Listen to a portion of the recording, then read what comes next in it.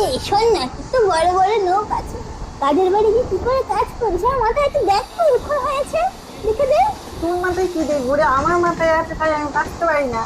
এই তুই কবারই কাজ করিস রে? আমি কোনো বাড়ি কাজ করি না, আমি ভিক্ষে করতে যাই। তুই কি করিস? কবারই করিস? আমি 5 বাড়িতে রুটি করি। ও, কিছু খাবার দিনে ঝেড়ে নিয়ে আসিস। তা ছাপবো না? এই, খালি খেতে খেতে পা দিচ্ছে গায়ের মধ্যে। সারা বছর বাবা গো, গায়ের ওপরে এসে পড়ছে ঝাঁটের মারাগুলো। চাপ রাখে না। এই ঝাঁটের মারাগুলো টেনে উঠে উঠে চাপ রাখতে হয়, জানিস না?